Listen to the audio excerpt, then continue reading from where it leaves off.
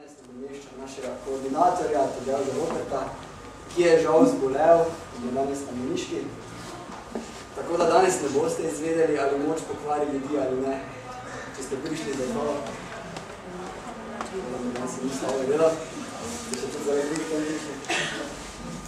Dobro, torej smo skupina Nosilni psi in delujemo v okviru Društva študentov psihologije v Mariboru.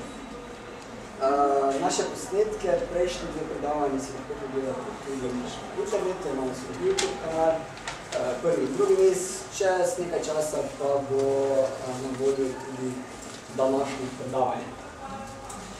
Dobro, da se kar lotimo dnevnega reda, vodstvo smo tukaj. Začela bo Vanja z vplivom energije v komunikaciji, nadaljeval bom jaz z saj sem že ves čas vedel učinkom, nadaljevala bo potem Tjaša z dopingom in končal bo pa Lidija z psihološkimi viziki meditacije. Na koncu bo na voljo še čas za vprašanja, o kakršnikoli temi seveda da lahko vprašate kakršnikoli vprašanje tudi posamezne člane po zaključenju predavanja vsakega člana. Ok, tako začnimo.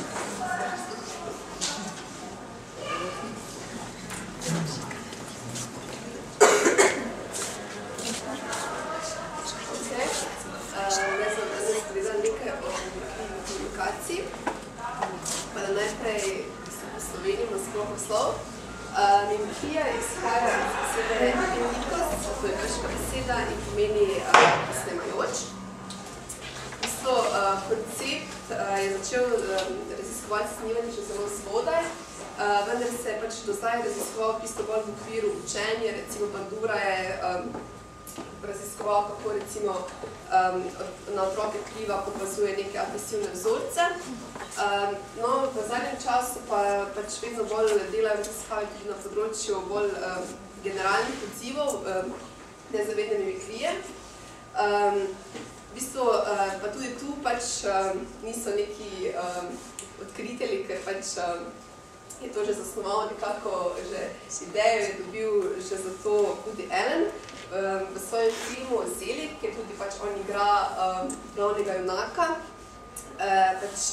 Ta glavni junak je v bistvu nek tak človeški kameleon, ki kadarkoli se sreča z nekim človekom, privzame bodisi osebno karakteristiko, bodisi celo njegov fizični izgled. Vidimo recimo na sliki, da pač postane kar črn, ko se sreča z nekom, ki je temnopolte rase, malo slabše se vidi. Ali pa recimo, ko se sreča s psihiatri, pač ker postane psihiatri, ki začne recimo diskutirati neke psihološke probleme. No in v bistvu zdaj bomo razložila malo, kaj so odkrili v bistvu v zadnjih letih na področju nezavedne mimikrije. S pomočjo raziskav so ugotovili, da najpogosteje posnemamo glasovne kretnje pri pogovoru, se pravi na glas, glasnost govora, ritem govora, potem malo manj pogosteje, ampak še vseeno pogosto posnemamo obrazne izraze. To je fiksirano že zelo zgodaj, recimo dojenčki že v prvem mesecu pač posnemajo odraslega, ko kaže jezik, pri 9 mesecih že recimo se pojavijo bolj kompleksna snemanja čustev, recimo že izrazijo, ne vem, smejijo, pač izrazijo veselja, ali pa recimo se skrenčijo, pač nek čustvo ponosa.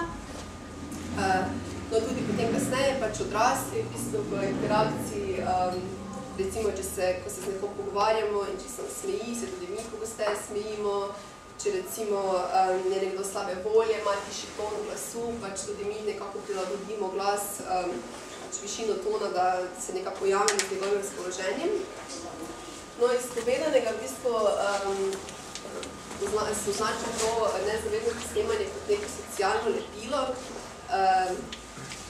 Saj naj bi pač tiste, ki posnemamo, tiste bi naj bili bolj všeč. Hkrati pa tudi pač pogosteje posnemamo ljudi, s katerimi smo bolj v tesnih medosebnih odnosih. Se pravi pač, tu gre recimo za prijateljske odnose in pa pač kasneje tudi za avtoritete, recimo so raziskovali pri učiteljih, da učenci pogosteje pač posnemajo neke kretnje, starši seveda. Kar je tu zanimivo je to, da so pač tudi odkrili, da posnemamo tudi popolne tujce, Recimo v eksperimentu so pač dali dvim skupinam dva različna predstavnika, da recimo en se je bolj drgnil po obrazu in skupina, ki pač je komunicirala in ga opazovala, se je tudi posteje drgnila po obrazu, čeprav je v bistvu nek neznan posameznik, in druga skupina, ki je opazovala nekoga, ki je recimo majal z nogo, so tudi oni pač posteje majali z nogo, ko so ga opazovali. In pa posnemali naj tudi pač bolj tiste, za katere misli, da imamo neko korist, se pravi, da imajo nek status, da so za nas relevantni, da pač menimo, da bomo pač se nekako prikupili za tem. In pa tudi posamezniki, ki se dojemajo kot bolj empatične, tudi pogosteje posnemajo ostali ljudi. In zdaj, če malo pogledamo pač vzroke, pač kako so razlagali, v bistvu, zakaj je sploh prišlo evolucijsko do posnemanja, tudi socialne psihologije, zakaj ljudje posnemamo z evolucijske perspektive, bi pač se naj posnemanje razvilo zato, ker je bila to neka osnova kulture in civilizacije. Starši so pač po Lamarckovi evolucijski teoriji prenašali na potomce neke kompleksne prilagoditve, ki so jih pridobili. Hkrati pa so pač tudi se širilo to vzdolž, se pravi, vzdolž vodoravno bi lahko rekli, no, pač med ostalo populacijo. In to je pač bila osnova hitrega razvoja in pač tudi osnova komunikacije. In zato v bistvu analiziranje vedenja pač iz evolucijske perspektive razlagajo kot neko nujnost, se pravi, ne zgolj kot recimo danes, ko pač nekoga analiziramo, ker pač ga želimo bolje spoznati, ali pa pač, ne vem, se imamo recimo za psihologe, pa se nam zdi, da je to fajn, ampak pač v bistvu z evolucijske perspektive je bilo to v bistvu nujno za preživetje, da smo razumeli vedenje, da smo pač lahko ga tudi posnemali, če nismo nekako podlegli neki naravni selekciji.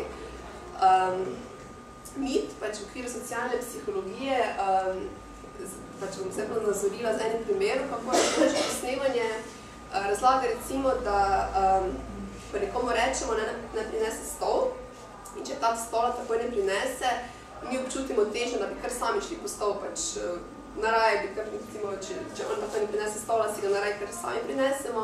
To razlaga na tak način, ker v bistvu, ko mi nekomu nekaj rečemo, v bistvu zbudimo v sebi enak odziv, ko predvidimo njegov odziv in pač zbudimo v sebi enak odziv, ki ga želimo zbuditi v njemu. In to je pač v bistvu neka identičnost, ne, pač to bi bila neka baza posnemanja. No, nevrologi pa to bolj razlagajo kot posledico zrcalnih nevronov. Pač gre se za to smo že večkrat omenili, tekom naših predstavitev, recimo, določeni nevroni se aktivirajo, ko mi izvedemo neko dejanje, ti isti nevroni pa se aktivirajo tudi, ko zgolj opazujemo drugega, ko izvede neko dejanje. Pač najpogosteje se to spet zgodi na področju jezika, potem tudi motorika, seveda, ko recimo opazujemo nekoga, da zgrabi skodelico, pač se aktivirajo isti nevroni, kot če pač zgrabimo mi sami. In pa tudi recimo na področju dotika, zadnje čase predvsem raziskujejo, ker naj bi, v bistvu, ko se sami dotaknemo, ali pa če opazujemo nekoga drugega, ki se dotakne svoje roke, bi naj v bistvu se spet aktivirali isti nevroni. Znanstveniki pač implicirajo na to, da če bi odstranili receptorje v koži, bi v bistvu lahko nekako počutili ugodje v tem dotiku, čeprav se sami ne dotaknemo. To že tudi v bistvu prakticirajo, recimo pri fantomskih udih, kjer gre za to, da pač posamezniki občutijo bolečino v udu, ki ga nimajo več, se pravi v roki, recimo, ki so jim amputirali. In recimo, če opazuje nekoga, da si masira roko, ali pa še boljše, če recimo drugemu masirajo roko, v bistvu občutijo neko olajšanje te bolečine. Prav tako je aplikativno to tudi na področju avtizma, ker zadnje čase pač tudi na tem področju s pomočjo EEG-ja poskušajo odkriti vzroke z nevrološkega vidika in odkrili so, da v bistvu avtisti in v bistvu ti zrcalni nevroni delujejo samo, ko oni izvedejo določeno dejanje, ne pa pač takrat, ko opazujejo nekoga. Se pravi, to bi naj bil v bistvu nek vzrok, zakaj ne morejo razumeti vedenje ostalih ali pa pač nekako drugače interpretirajo vedenja, tudi drugače interpretirajo emocije. ravno zaradi tega, ker pač njihove zrcalne neurone se aktivirajo samo takrat, ko oni izvedejo določeno dejanje, ne pa tudi, ko pač ostali izvedejo neko dejanje. In če zaključimo, na podlagi vsega povedanega pač se tudi postavlja pod vprašanje neko neodvisno pojmovanje sebe, neodvisno pojmovanje svojega vedenja, saj pač na podlagi povedanega težko svoje vedenje interpretiramo kot res odraz naših vlastnih težnj, naše identitete. To je bilo to.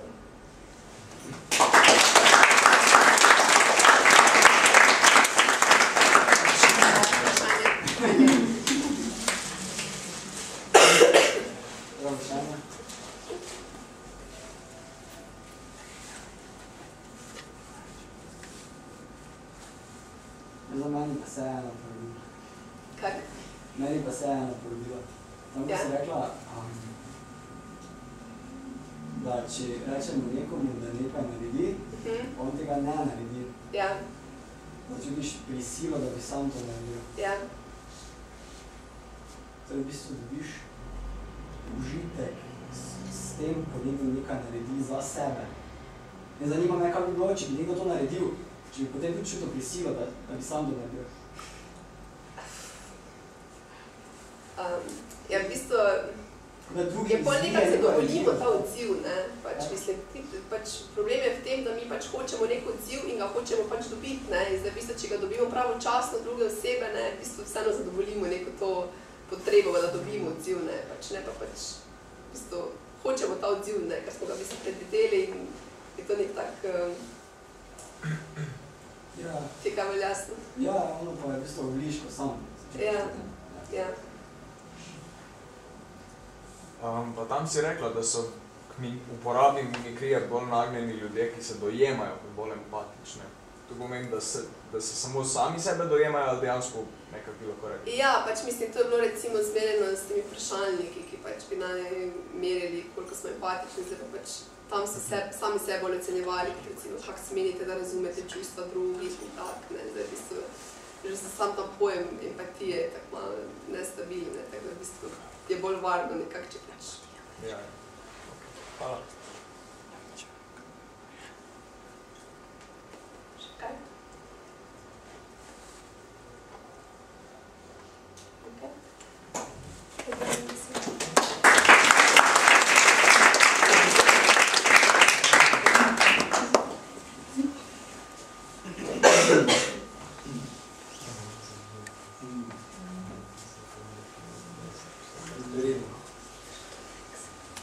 Zdaj pa se bomo za kratek čas posvetili enemu izmed kognitivnih biasov, še preden pa se ga lotimo, najprej sploh razjasnimo, kaj to kognitivni biasi so. Torej, kognitivni bias oziroma pristranost je vzorec mišljenja, ki lahko vodi v napake, v zaznavanju informacij, do napačnih odločitev, do nelogičnih interpretacij. Vse te stvari bi lahko uvrstili pod neko skupno besedo iracionalnost. Eden verjetno najboljših pa najbolj znanih primerov teh kognitivnih biasov je tako imenovani samoslužni bias oziroma self-serving bias. Na takem čisto konkretnem primeru, recimo, da gre študent pisati izpit, pa izpit dobro opravi, če izpit dobro opravi, potem bo v primeru tega biasa uspeh pripisoval samemu sebi, torej, dobro sem se učil, grel sem se učil, garal sem, pripravljal sem se, ful sem delal, ne? Imam jasen zaključek za to, ne? V primeru neuspeha, pa v primeru tega biasa rekel, ja, to je nefair profesor je bil, pretežek test, ja, ne vem, kaj tako beseda uporaba. No, to je primer enega takšnega biasa, ne? Ta self-serving je pač v tem smislu, da študent v tem primeru ohrani dobro podobo o samem sebi. Torej, kognitivni biasi oziroma pristranosti so taktike, ki nam na nek način olajšajo procesiranje informacij, so neke vrste mentalne bližnice. Včasih so pozitivne, včasih pa lahko privedejo do raznih iracionalnih vedenj. Takšen je tudi ta, saj sem ves čas vedel bias oziroma učinek, ki ga bomo zdaj malo podrobneje opisali. Preprost primer tega biasa bi šel nekako takole. Recimo, udeleženci neke raziskave damo za prebrati neko zgodbo. Naprimer, o državljanski vojni v neki državi. Začetek državljanske vojne, pa njen potek. Potem pa te udeležence razdelimo na dve skupini. Eni skupini damo na mesto zaključka te zgodbe, te vojne, več alternativ, kako se je končala. In jim rečejo, da se morajo odločiti oziroma pripisati, kakšna je verjetnost, da bo se katera od teh alternativ, teh možnosti zgodila. V drugi skupini pa damo dejanski konec, tako se je zgodilo. En stavek, vojna se je končala z zmagovalcem tem pa tem. Po premoru pa damo obem skupinam še enkrat to isto zgodbo, s tem, da obojni dobijo alternative. Tisti, ki so prej dobili alternative, spet dobijo alternative in morajo spet pripisati verjetnost. Tisti drugi, pa, ki so prej dobili zaključek zgodbe, pa dobijo alternative in morajo opisati oziroma podati verjetnost tem alternativam. V smislu, navodilo je, podajte verjetnost vsake od teh alternativ, kakor da ne bi vedeli dejanskega rezultata. In večina preceni svoje znanje odprej in da več možnosti tisti alternativi, ki je dejanski rezultat. In razlika med eno in drugo skupino je v bistvu, saj sem ves čas vedel učinek. No, eden najbolj takih konkretnih primerov iz prakse je tudi eden izmed prvih, ki se je izvedel.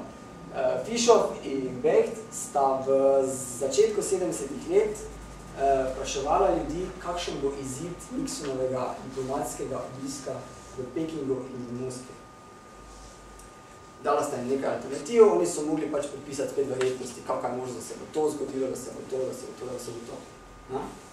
Nixon potem gre na obisk, opravi tam, kaj je oprava, pride nazaj, potem udeleženci spet zberajo, pa jim spet rečejo, zdaj pa spet pripišite možnosti vsaki od alternativ, kakor da ne bi vedeli, kaj se je dejansko zgodilo.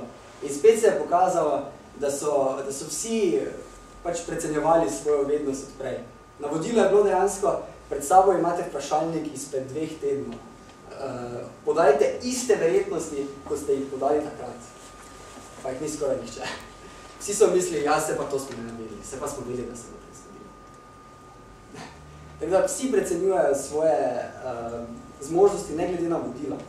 V nadaljnih eksperimentih so ta navodila še zaostrili. Vam prav navodila zapisana, kaj je bilo zapisano. Torej, kaj je bilo napisano v teh vprašanjih.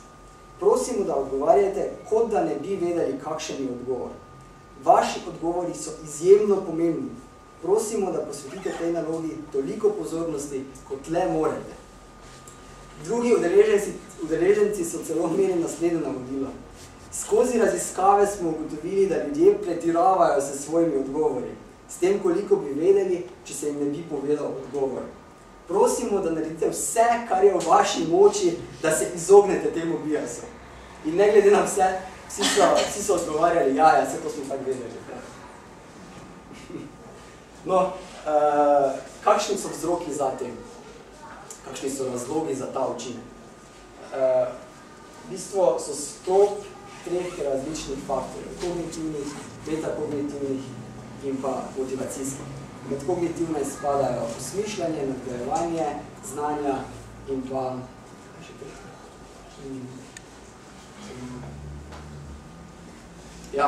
spominjanje dogodka. Saj sem vedel. No, naprimer, ta spominjanje dogodka. Recimo, da nekoga po podanem odgovoru vprašamo, recimo, kdaj je umrl Jimmy Stewart, se bo pač zanesel na tisti odgovor, ki smo ga mi podali, ker se pač preprosto ne bo mogel spomniti tistega. Ker se pač preprosto ne bo mogel spomniti tistega odprej. No, druga 2 kognitivna biasa, osmišljanje in pa nadgrajevanje znanja, pa temeljita predvsem na logičnosti in kauzalnosti. Torej, stremimo k neki notranji skladnosti. V enem od eksperimentov so tako dali udeležencem za prebrati zgodbo o romantičnem vikendu zaljubljenega para. To so pa ponovno razdelili na 2 skupini. V eni skupini se je ta romantičen vikend končal zelo uspešno. V drugi skupini pa se je končal s posilstvom. In potem so udeležence čez en teden ponovno vprašali, kakšna je bila ta zgodba. In tisti, pri katerih je bil konec posilstvo, so celoten vikend opisovali kot precej manj romantičen, kot pa tisti, ki so imeli uspešen zaključek vikenda. Čeprav sta bili zgodbi popolnoma enaki, čisto do konca.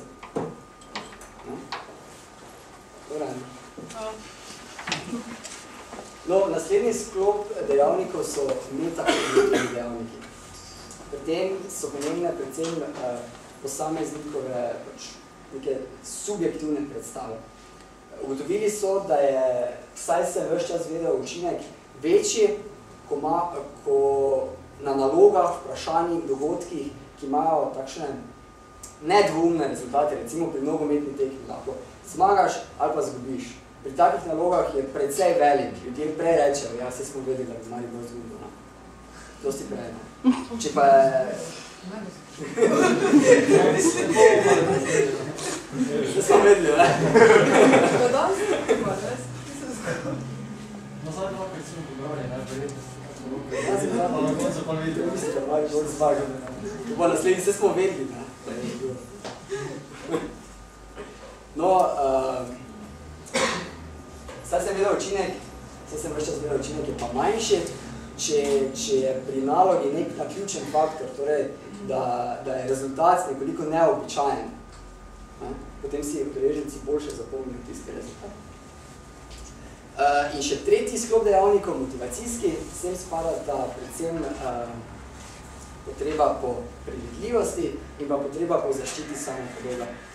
Pri tem potreba po predvidljivosti izhaja iz neke inerentne potrebe po stabilnosti, po varnosti, po nekem občutku varnosti. To, da je svet predvidljiv, da lahko načrtujem, da se počutim varno. Ta drug dejavnik, zaščita samopodobe, je pa, mislim, da precej jasen. Pač večina ljudi želi ohraniti v sebi pozitivno samopodobo in če se včasih zmoti, pač reče, ja, nisem se zmotil, ne, se sem vedel. To pa se jaz več čas vedel. No, torej, če nakratko povzamemo, je, saj sem več čas vedel učinek, v bistvu projekcija novega znanja v preteklost, ki ga večinoma spremlja negacija, torej zamikanje, da smo sprejeli nove informacije. Torej, posamezniki pač precenjujejo svoje sposobnosti, rečejo, takrat recimo rečejo, evo, Maribor bo zmagal, potem pa po tekmi vse smo vsi vedeli, da bi izgubil. Vse, če bi pred tekmo napovedoval, bi rekel, vse bo. Ok, pa za konec še, kako se upreti temu biasu, temu učinku. Ugotavljali so, da je najbolj učinkovit način, da si zamislimo, ko imamo več možnih alternativ, da si zamislimo logičen potek od vseh teh alternativ do rezultata. Kar pomeni, da imamo eno možnost, pa končni rezultat in jo logično povežemo. Evo, to se lahko zgodi. V bistvu, mentalni napor. Vse odzadaj je v bistvu mentalni napor, da se potrudimo, da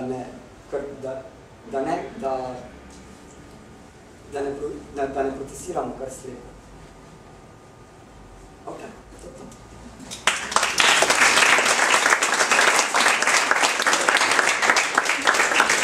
Vprašanje?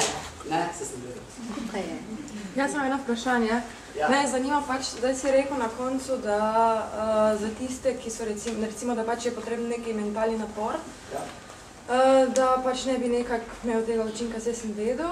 Pa me zanima, če je še mislim, recimo, ne vem, so kakšne skupine ljudi, ki recimo, ne vem, pri katerih se manjkrat zgodi, oziroma ki so ves čas mentalno aktivni. Pač, ne vem, je dislektik, bo dislektik prej pač potegnil neko logično nit, pa bo rekel, pa se pač pri njemu to ne bo zgodilo, ali to me zanima, če obstaja. Ja, za dislektika ne vem, sem pa bral raziskavo o schizofrenikih in pri schizofrenikih naj bi se ta pojav, ker ne bi bil kar pogost pri njih. Drugače pa glede osebnostnih lastnosti, predvsem to so študirali, pač potrebo po predvidljivosti, pa potrebo po neki pozitivni samopodobi. Okay.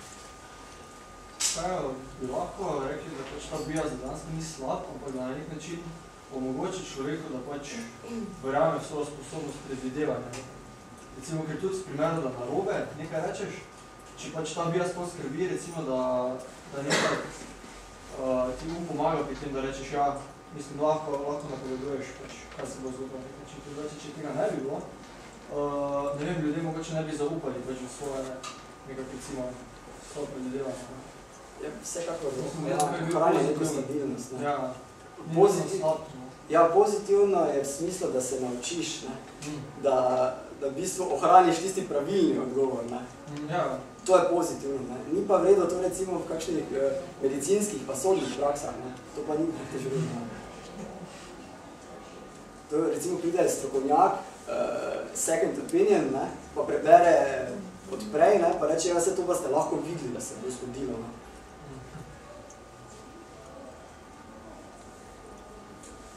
Še kakšno vprašanje?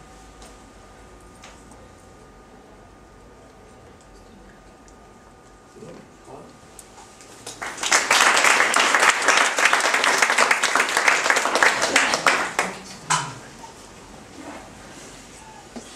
Lepo pozdravljeni še z mojih strani. Začeti bi vas malo prosila za sodelovanje in sicer prosim vas, če pogledate tole slikico, gre za eno tableto. In zanima me naslednje. Ali bi za izboljšanje svojega spomina uporabili sintetično zdravilo? Da ali ne? Se nek vizem? Ja. In eno takšen, ki ga ne bi uporabil? Še kdo? Jaz bi mogoče, no pač razlika, zdaj ga ne bi v starosti mogoče, ja.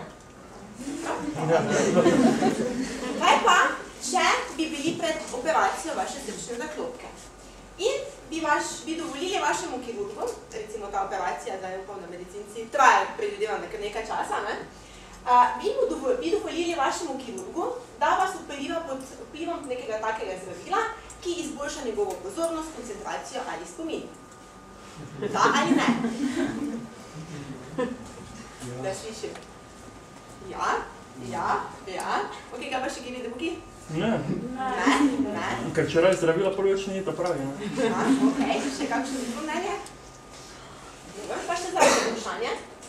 Ali bi se strinjali s tem, da bi takšno zdravilo uporabljali otroci za izboljšanje svojih učnih oziroma akademskih dosežkov, pa da vprašam še malo boljše, bi dali to vašim otrokom? Če bi vedeli recimo eno zdravilo, bo recimo zdaj ima doma dvojke, trojke, bo kar naenkrat imel štipke, petke.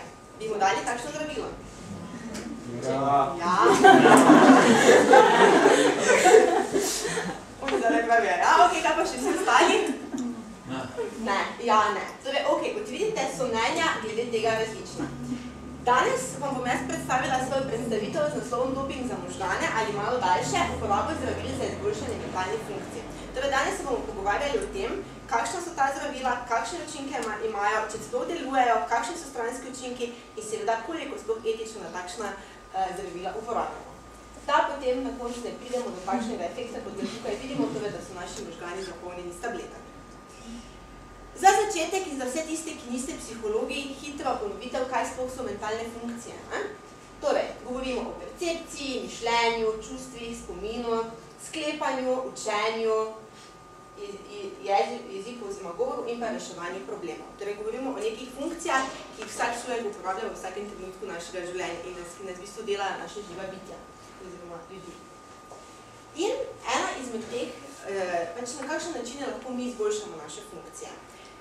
Enega uporabljamo ravno v tem trenutku, izobraževanje. To je nekaj, kar nam je popolnoma logično in čisto nič ni sporno.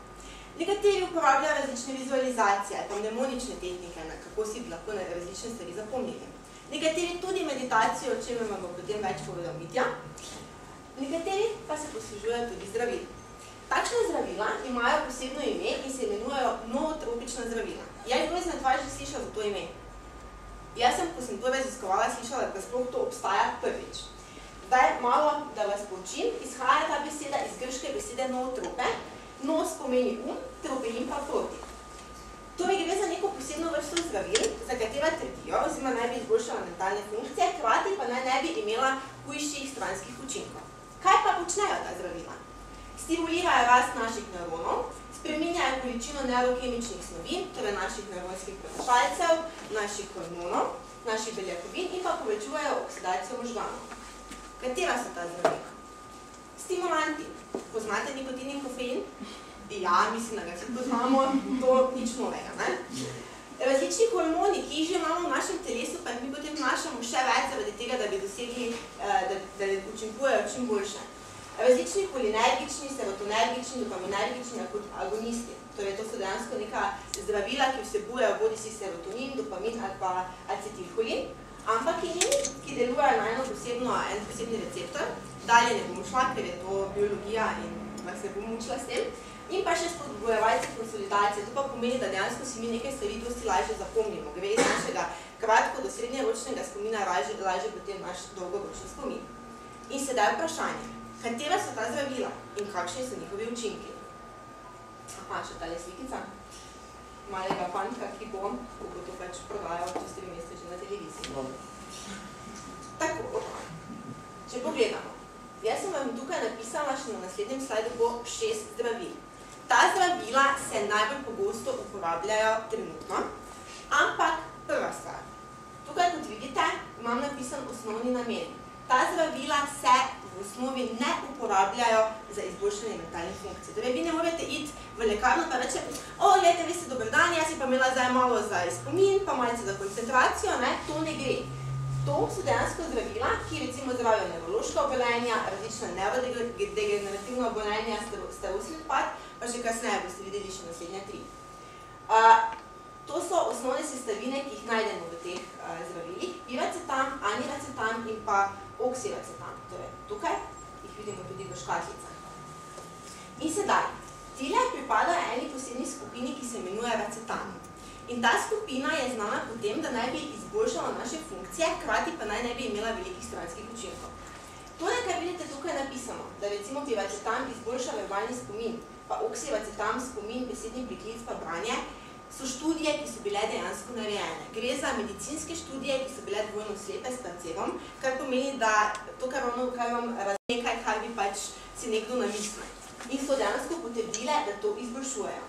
Tukaj, kot vidite, imam napisano še zvezdico, ker sem pač pogledala, kaj so še uporabniki recimo rekli, da piracetam izboljša kreativno mišljenje, učenje, pozornost. Za aniracetam sicer nisem našla nobene študije, ampak ker se izjemno pogosto uporablja, sem tudi recimo navedla, kaj so rekli uporabniki, torej kreativnost, pozornost, koncentracija in percepcija.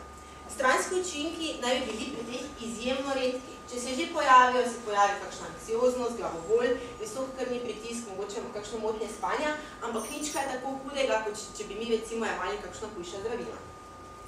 Zdaj pa, če pogledamo še druga. Metilfenidat oziroma Ritalin. Verjetno vse psihologi ste za njega že slišali.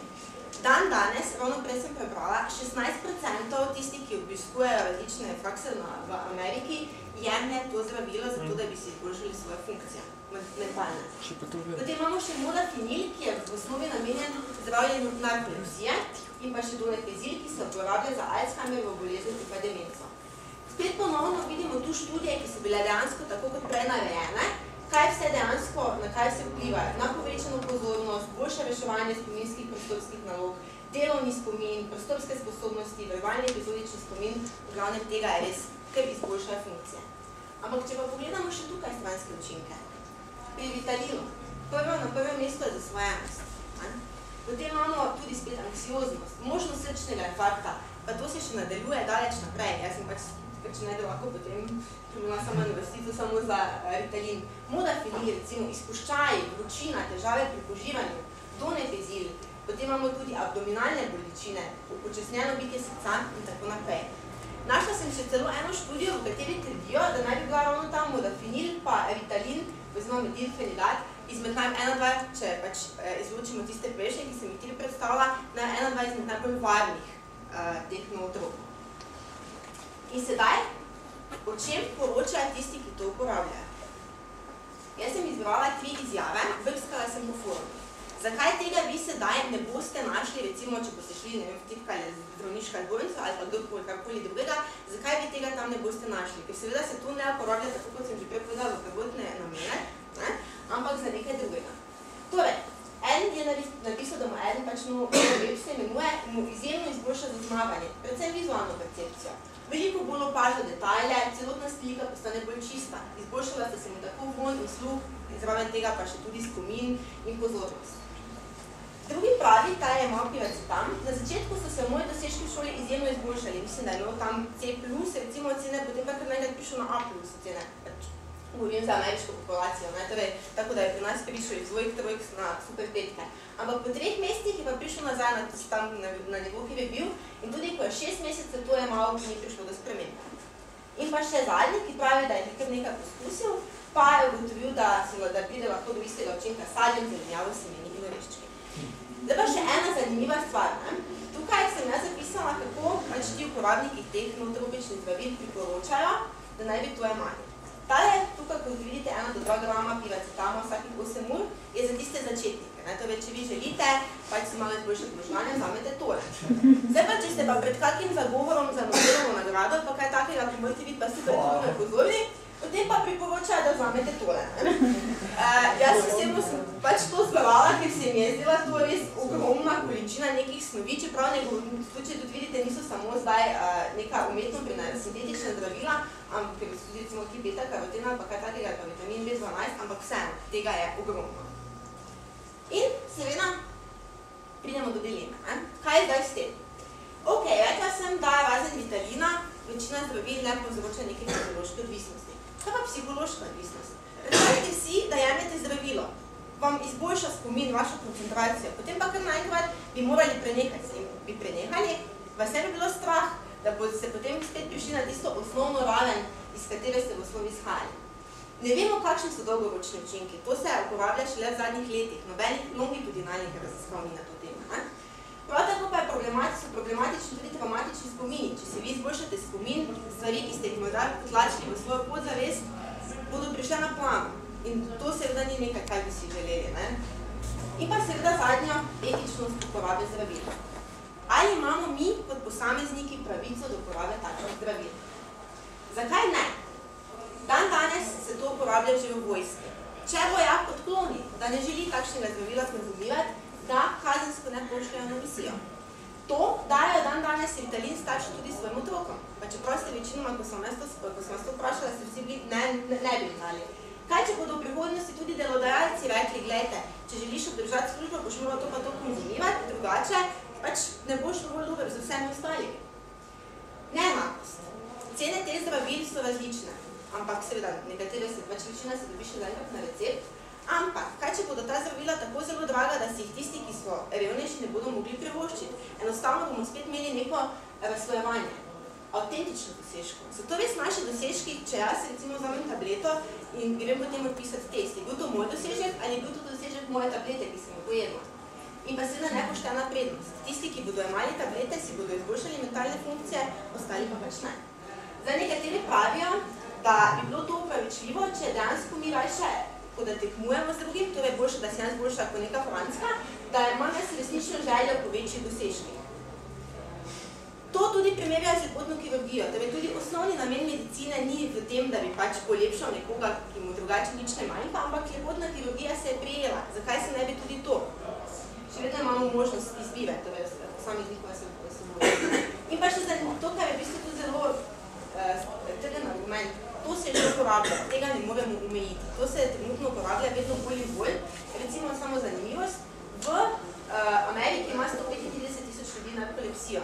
Vsako leto izdaja 350.000 zdravil, tega, ki sem naprej omenjala, modafinila. In pa še velik doprinos družbi. Predstavljajte si, da imamo 2 znanstvenika. Njuna naloga je, da pač najdete zdravilo za rak. Eden bo uporabil tableto, drugi ne. Če bo tisti, ki je uporabil tableto in prej odkril zdravilo za raka, na ta način rešil 10.000, 100.000 milijone ljudi, ali nam sploh pomembno, na kakšen način je do tega prišel. Še več, ponosni bomo na njega, da je vzel tableto in na ta način v bistvu dal neki doprinos v socialni družbi. Seveda je to še vedno dilema, široka dilema. Jaz sem poskušala predstaviti nekatere pluse, nekatere minuse, vsekakor pa je to tema, ki je primerna za širšo debato.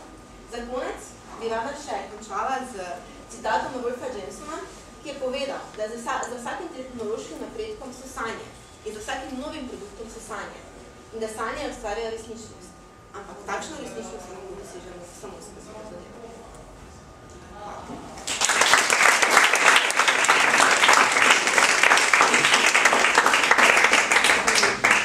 Vprašanja? Ja? Si kje zasledila ten primer doping kontrole? Ne, to pa nisem nikjer. V bistvu je problem v tem zaradi tega, ker se, recimo, predvsem se to, da delajo raziskave v Ameriki, ne, ker je pač v Ameriki to toliko popularno, oni se zavedajo, da se nekaj stvari dogaja v tem področju, ampak tak daleč pa niso. Oni bolj raziskujejo v bistvu v tem trenutku v smislu, kaj bi se dalo narediti, da se bi preprečilo, recimo, te zlorabe, da bi se to zaenkrat vsaj malo bil nadzor na tem. Drugače pa doping kontrol pa nisem. V tistem, kar sem jaz brala, nisem razsledila. Jaz imam eno vprašanje, Tjaša, ko ste raziskovali ta pojav, ste mogoče naleteli na kakšno raziskavo, ki bi ugotavljala, ali se recimo študenti ali pa učenci, ki posegajo po tem dopingu v svojih osnovnih značilnostih razlikujejo od tistih, ki ne. Ker me se ena taka intuitivna predpostavka oblikuje, da nekdo, ki manj zaupa z nižjo samoučinkovitostjo, z nižjo učen samopodobo, bo pač prej posegu po to vrstnih zadev. Žal tudi na to temo ni bilo nekih raziskav, ker večinoma raziskave, ki sem jih jaz brala, se v tem trenutku delajo predvsem, se ukvarjajo ravno s to etiko, kako je s tem in pa s tem, da so delali dejansko, da so prav preučevali na zdravih posameznikih, to se upravičujem, sem prepozabila povedati, vse te študije so bile narejene na zdravih posameznikih, torej niso bile na ljudje, ki bi imeli kakršnokoli demenco. Zdaj, v ta aspekt pa, koliko sem jaz zasledila, se še niso začeli spuščati. Se pa strinjam, da verjetno nekdo, ki že ima tako ali tako dober uspeh, verjetno bo imel manjšo željo posegati po takšnih stvareh, kot pa nekdo, ki pač ima potrebo. Sem pa zasledila na uporabnih, pač, ko so te forume, ker sem šla tudi zelo te forume brati, da je res za predvsem ljudje, ki imajo neko potrebo potem, da bi si kar naenkrat čim hitreje, na čim lažji način povečali svoje mentalne sposobnosti, potem pač posežejo po eni izmed teh tablet. Zanimivo bi bilo tudi raziskati, koliko se na račun tega dopinga zmanjša vložen trud, ne? Koliko se zmanjša vložen trud, koliko je to dejansko zaznano kot neko nadomestilo. Zdaj pač eni pravijo, da načeloma ti se še vedno moraš truditi, se vedno še moraš učiti, ne? Ampak pač lažje ti, tako kot pravijo ti uporabniki, lažje ti grejo stvari v glavo, lažje razmišljaš, lažje nekaj konce skupaj povežeš, ne? Recimo, ne vem, mogoče, če bi jaz zdaj za to predstavitev, ko sem jo delala, vzela kakšno tableto, bi jo mogoče končala prej, ali pa mogoče bi, ne vem, še kaj drugega našla, taki članek več prebrala, no, v tem smislu. Čisto v redu ste jo brez te tablete. Še nekaj. Moje osebno mnenje, jaz nisem do tablete, no, tako da poskušala sem nefičeransko predstaviti, ampak jaz jih ne bi delala. Zanimivo bi bilo tudi raziskati, ne vem, če ste to zasledili, mogoče, če se povezuje potem, kakšne so posledice tega imanja v smislu sprememb vzorcev atribuiranja. To se pravi, če jaz jemljem te zadeve, je zelo verjetno, da bom s časoma svoj uspeh pripisovala jasno, da dopingu, ne več svojim sposobnostim. Zdaj, jaz mislim, da, ker ko sem brala tudi te forume, recimo, se pravi, nekih raziskav na to temo, vsaj še toliko povedanih s psihologijo še ni bilo. Ker zaenkrat se to bolj ukvarjajo s tem, ali jaz pa učinkovito, ali jaz mislim, da bo to kasneje prišlo. Ampak sem pa ugotovila, da je marsikateri posameznik poročal o nekih negativnih efektih, ne? In potem bolj ko ne krivili za pač to, da se mu vrti, da mu je šlo slabo, so krivili za to v bistvu potem ta zdravila. Ravno potem smo potem spet pri Tomažu, self-serving bias, pa te zadeve, no? Ja, se vem, ja. Tako da, pač zadeva je taka, da na tem področju še zlosti raziskav mora biti narejenih in na to zaenkrat samo nek vod. Jaz sem pač to temo se zbrala, ko smo imeli lani na neuroznanstveni konferenciji predavanje o tem. Predavanje je bilo pač bolj kot ne zvolj iz medicinskega vidika, no teda mislim, da ne vem, če je ravno že tako poseglo na ta način psihologijo, da bi se šlo res še raziskovati. So pa to dejansko zelo dobre teme za raziskovanje naprej. Hvala. Ne, še kaj zanima. Mislim, anekdotski dokaz je bil, ampak še imeno enkrat vmes, da po 3 mesecih, da nič ni bilo več, mislim, da so se učinki nekaj izveneli, čeprav še je javno. Ja. Je da možno, da tudi je pač to samo neka modna muha in da na začetku pač bo full boom, pa pač ljudje bo videli, da ni zdržljivo. Ja, se pravi, oni so delali raziskave, ki so narejene na kratki rok. Torej, oni so mi recimo dali pač bodi si placebo, ko so primerjali, ali pač to aktivno sestavino, potem so pač videli, kaj se je zgodilo, ne vem, v roku 1-2 ur, ne? Niso pa delali na daljši rok. Ampak eni spet uporabniki pravijo, ne, da moraš si najti tisto pravo mero svojih sestavin, da potem to velja za dalj časa. Ne? Pač ne vem, moraš zdaj toliko miligramov tega, pa toliko miligramov onega, da potem tebi ustreza, pa potem lahko s tem nadaljuješ. Oziroma, da ima to neki dolgotrajnejši efekt. Program bi pozadaj bilo recimo pač, da ostaneš na občutljiv oziroma da bi več receptorja, to je tako podobno tem pač. Ja, vse dejansko to tako deluje, v bistvu se to so sintetična zdravila, tako da definitivno to je tudi eni. Zdaj pri enih sploh še točno ne vejo niti kako deluje, pač pri enih so domneve, ampak definitivno tudi to je ena izmed serij, ki si jo zvane. Ja, bi še nekaj vprašal, če je to mogoče z našim prehranjevanjem povezano, ker mi v takem času živimo, da ne imamo niti 3-krat na dan več. Mogli bi jaz 5-krat na dan na 3 ure, da prebava non-stop dela in imamo več vir energije in po mojem, če imeli več energije, bi tudi bolj vitalni postali, kar pomeni bi tudi se spomin izboljšal. Aha, torej, če vas prav razvoj mislite, da dejansko zaradi tega, ker konzumivaš pač večkrat na dan te zadeve, da potem je to dejansko naznačno domestiti? Ne, da mi s to tableto nadomestimo zdrav način življenja, ki več ne živimo. Ja, da ali pa ne, no, mislim, to je zdaj težko reči, ker vse eni ravno veko, da pač je ugotovil, eni pač sami pravijo, da ne vem, če vzamem, da, mislim, kombinira se marsikaj s tem, tudi s nekimi vitamini, z sestavinami, torej ponovadi se ne jemlje samo ena sestavina, ampak se to skombinira z različnimi zadevami. Teda možno je, da ima mogoče celo te sestavine potem dolgoročno gledano boljši učinek, kot pa sama ta aktivna sestavina. Še kakšno zgove? Vrstežni vidim. Še kakšno vprašanje?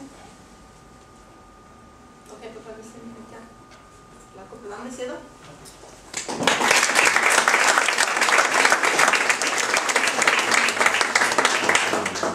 Samo menjal modaliteto.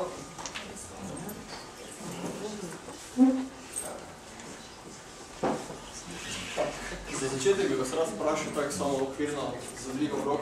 Koliko od vas ima izkušnje, bi za sebe rekli, da imate izkušnje z meditacijo? Ok, torej lahko fopam, da ne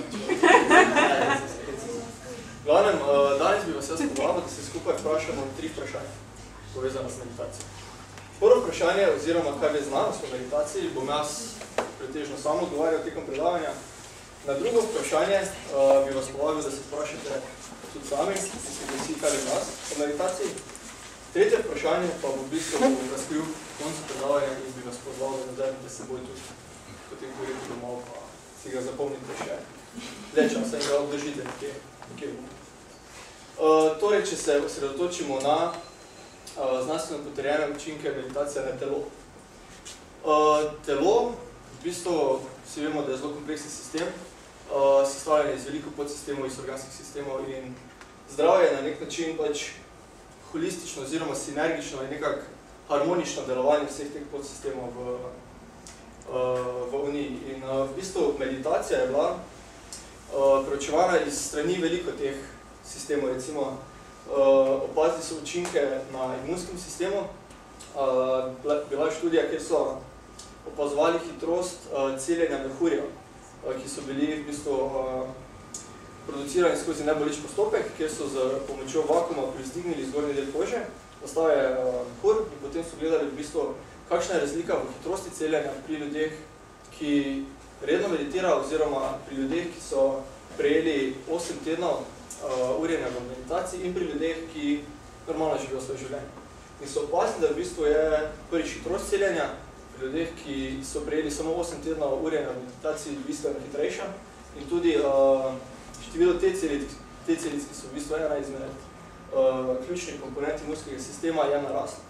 Tako da meditacija ne bi imela vpliv na imunski sistem pozitiven. Prav tako je bilo logično zapričakovati, da ima meditacija bistven vpliv tudi na možgane oziroma pač na nevrone. In zahvaljujoč zelo hitro razvijajoči tehnologiji, še posebej vedno večji resoluciji naprav za spremljanje možganskega dogajanja, tako časovni kot spacialni resoluciji, imamo v bistvu možnost, da preverimo učinke meditacije na možgane.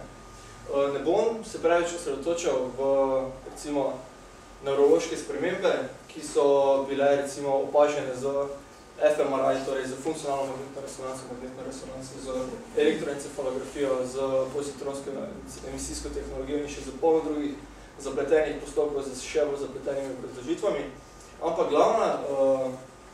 glavni zaključek, ki so ga raziskovalci potegnili, konkretno Richard Davidson, je bil, da meditacija oziroma da mentalna aktivnost predstavlja najbolj učinkovit način spreminjanja fizične strukture možganov, kar ga poznamo. Torej, hitreje lahko pridemo do recimo v primeru, da je bila neka situacija, v kateri se je aktiviral recimo določen del možganov, recimo pri stresnih situacijah ali pri negativnih čustvih. Z meditacijo lahko v bistvu ta način delovanja možganov, na nek način ta nevronske mreže, ki se sprožijo ob neki situaciji, bistveno prilagodimo in tudi povečamo z meditacijo recimo število sinaps med določenimi nevroni. Tako da meditacija ima v bistvu dokumentiran fizični učinek na možgane. Če se premaknemo na učinke meditacije na je bila ena izmed bolj zanimivih študij, katero sem zasledil. Vpliv meditacije na abstiniranje od odvisnosti. Primerili so obnašanje odvisnikov, dve skupini, skupina, ki je prijela urejene meditacij in skupina, ki so v bistvu samo kontrolno spremljali. In so opazili, da skupina, ki je prijela 4 ali 8 tednov meditacije, nisem pripričan, je bila dosti bolj uspešna pri izogibanju na nek način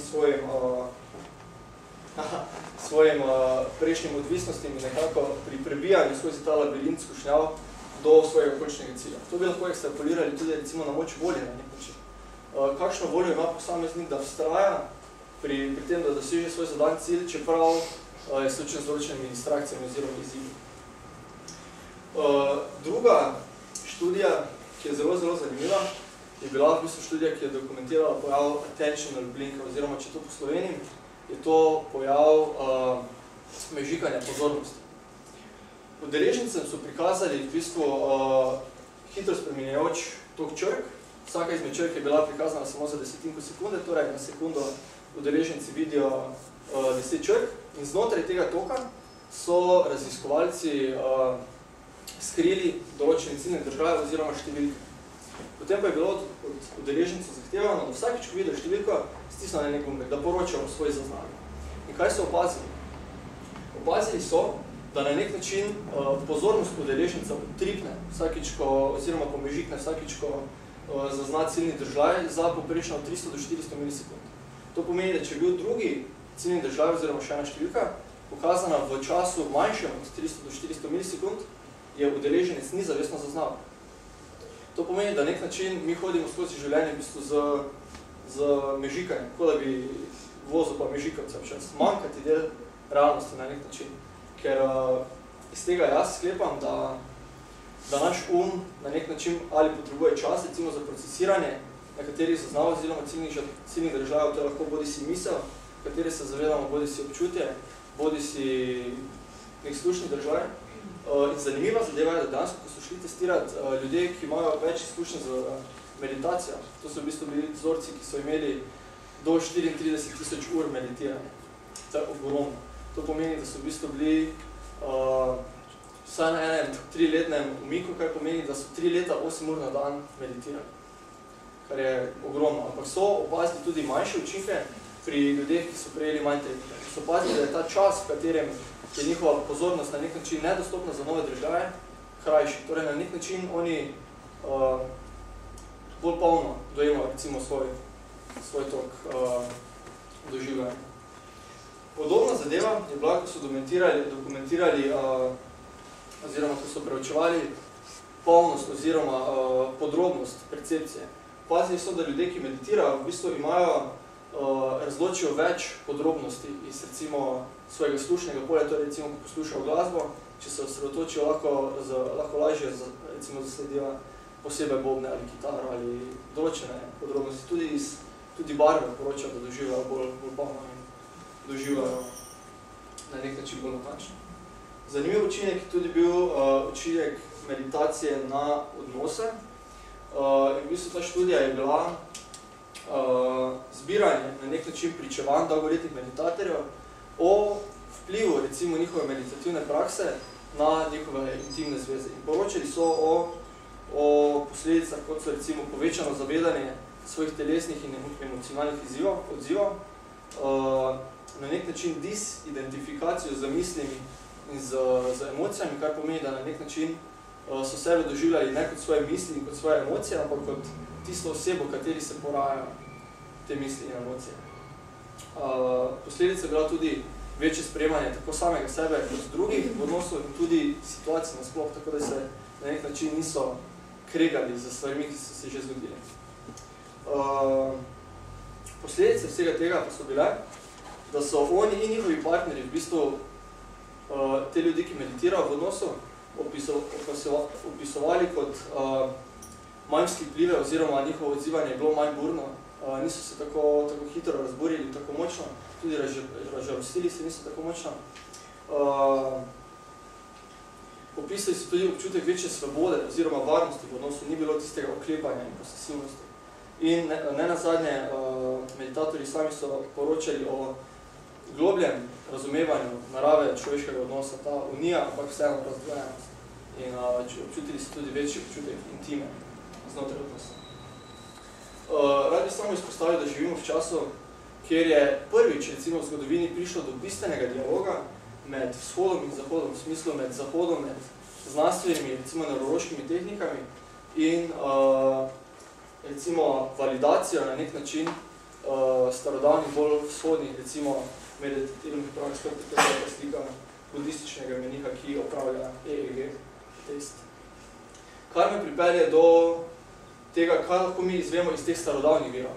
Zavedati se moramo, da so to v bistvu sistemi znanj in spoznanj in nekih tehnik za raziskovanje svoje mentalnosti, ki so prišli do nas tekom stoletij, mogoče celo tisočletij, in so zato nujno obarvani prvi z zeitgeistom, za tistim kulturnim okvirjem in jih ne smemo jemati dobesedno, ker so na veliko načinov izkrivljeni, saj so jih tudi integrirali v religiozne sisteme, ki so sporočilo malo popačili za svoje cilje.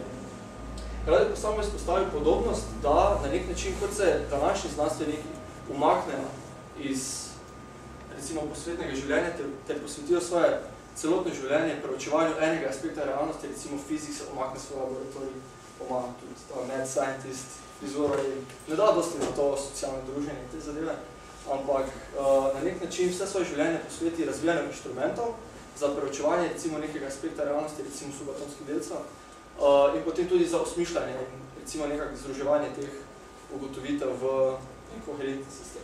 Podobno vlogo so tudi imeli včasih recimo določeni jogi in te zadeve, ampak kot sem že omenil, so to zelo subjektivna spoznanja in tudi recimo te tehnike in te konceptualne okvire, kateri so oni pustili za sabo, ne moremo imati resno, saj jih je v bistvu resno načel tok zgodovine in časa in niso do nas prišle v isti obliki. In tudi če bi, jih ne bi razumeli tako, kot so oni to nameravali. Vseeno pa te tehnike, ki so pustili, v bistvu zadoščajo na nek način, da se sami podamo na to pot in da si sami nekako v bistvu začnemo razlagati spoznanja, recimo, oziroma izkušnje, ki sledijo dolgotrajnemu ukvarjanju za to potjo. Kaj me pripelje do moje istočnice? Kakršnokoli razglabljanje o meditaciji, o recimo učinkih meditacije, ni enako izkušnje meditacije. Lahko ne vem, kako pobližamo v te nevrone, ampak ti objektivni podatki v bistvu niso enako kot prvoročna izkušnja meditacije. Kot je rekel recimo Alfred Kozipski, zemljevid ni območje. Tako kot recimo, ko vidite meni, ko imate gor hamburger, to ni hamburger, to je reprezentacija hamburgerja. Tukaj je vse v bistvu, kaj smo zdaj opisali na nek način samo kaže na to, kaj je meditacija, ni pa poanta meditacije. In za razumevanje meditacije je neuporabno, recimo neskončno razglabljanje o njenih učinkih, ampak je za res globoko razumevanje potrebno v bistvu na nek način izkusiti to meditacijo. Vse, kar smo do zdaj omenjali, na nek način samo prikazuje različne aspekte meditacije. Zato bi vas prosil, če se vam zdi smiselno, da bi skupaj recimo zdaj 5 minut poskusili recimo se potopiti v to meditativno stanje. Če imajo kakve zadržke, če komu neprijetno, recimo bi ga prosil, ali da ne moti drugih pri tem poteku, ali pa ima pa zapusti prostor, ampak zagotavljamo, ne bo prišlo do dobenih psihoz, ne bo, če se umirite za trenutek, da boste izgubili svojega uma. Mislim, približno z dvigom rok, koliko ljudi je za to.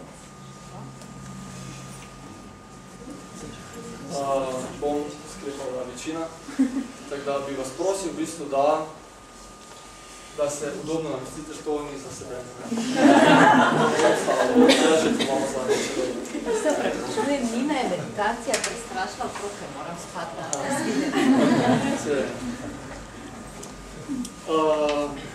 Torej, prosil bi vas, v bistvu, da ni pomembno, v kakšnem položaju ste meditirate, ali sede, bodi si med hojo, bodi si med vožnjo. Meditiranje ni zmanjšanje. Ni zmanjšanje, prosim? Mogoče, ko si izkušam, po moje ne moč možno meditirati. Vse si prisotni. Meditacija ni umik. Meditacija je, da se vrneš. Mogoče se sliši ezoterično. Ampak dejansko z meditacijo to je v bistvu opazovanje na nek način, kaj se dogaja. Nehamo se vmešavati v tog dogodkov in preprosto smo, vrnemo se vse. To je meditacija. Tudi recimo med vožnjo, da ne pobegneš recimo v to, kam moram iti, ko bom prišel, pa kam moram kupiti. Ampak da povoziš, da si popolnoma tu, da vso svojo pozornost posvetiš operiranju avtomobila. Kaj to pomeni, da bo ti avto pripeljen nasproti po tvojem pasu, nasproti si pač tu. Ideš naprej, se ne obešavaš. Ne, to pomeni, da se popolnoma sredotočiš na en aspekt realnosti. Če je to vožnja avtomobila, to ne pomeni, da ti odklopiš in da zapreš oči. Je tudi ta oblika meditacije. Imaš pasivne in aktivne oblike meditacije. Recimo, pasivna oblika meditacije je, da se sedeš in recimo sredotočiš na njih, to, kar bomo mi zdaj izkusili. Bolj aktivne oblike meditacije pa so lahko tudi recimo med plesom, recimo derviši, so tudi zelo aktivni in rabijo zelo veliko mero pozornosti. In se ne more privoščiti recimo, da odplava, ampak to na nek način tudi oblika meditacije. To ni trans, to je druga. Mislim, imaš še kakaj pomisleka? Recimo, kaj te je zelo pomisleka? Ja, niti nisi dobro definiral tega, kaj je meditacija. Recimo, alternaklavi, to ne vem, kaj je dela. Bom še navodila podal. Meditacija, če bi nekak, recimo, mogel podati definicijo, je meditacija, Alan Watts je uporabil izraz, da prenehaš za tem nenehnim čeblanjem, ki ti poteka v lobanju. Na nek način, da ne lepiš nalepk na vsako stvar, da ne sodiš stvari, da nisi izgubljen recimo v prihodnosti, ki se dogaja vedno v tem trenutku, da nisi izgubljen recimo v svojih planih, kaj boš potem delal, da te ne odnese v misli. Prav tako, da recimo ne obojaš nekih spominov oziroma da ne izmišljaš, zakaj sem tisto naredil, zakaj sem sem prišel, takšne zadeve. Ampak da se posvetiš temu trenutku, ki je v bistvu vse, kar ostane. Na nek način vse, kaj se dogaja zdaj. In meditacija je samo vrnitev recimo k temu. In zato se recimo uporablja pogosto dihanje kot sidro. Zato, če še imamo kakšno recimo vprašanje, bi vas prosil, da ga ohranite za potem, tudi malo rahe časovni pritisk. In bi prosil, da poskusimo z tem kratkim 5 minutnim vodem meditacije. Vse, kar naredite, je podobno se namestite. Lahko se strojimo. Zajmite en dih. Pomagaj, recimo, če zaprete oči, da boste imeli manjše količine informacije, katero se osredotočite, če nočite, tudi ni potrebno. Ampak prosim bi vas, da se osredotočite na dih. Karkoli dih za vas pomeni. To lahko pomeni recimo zvok zraka, ki prihaja iz in v nosnice. Lahko to pomeni občutek dviganja ramen ali trebuha. Lahko to pomeni karkoli za vas. Prosim, da se samo osredotočite na ta občutek dihanja in ga opazujete. Ko pazite, da vas misli recimo rečejo, joj, kaj se delam, to je neumno. Spusti misel, da splava. Vrni se k dihanju. Recimo, ko vas kaj zasrbi, ko dobite impuls, da bi se popraskali. Samo bodite pozorni, probajte recimo samo opazovati, da se reši. In še ena stvar, probajte nekontrolirati. Probajte pustiti dihu, da diha vas. Na nek način pustite ritmu, naravnemu ritmu dihanja, da sam izva svoj dihanje. Tako da prosim bi vas še enkrat. Zdaj bom nastavil bom alarm oziroma štoparico in vas bom opozoril v 5 minutah. Tako da samo prepustite se diho in probajte ohraniti ta trenutek in ne odplavati.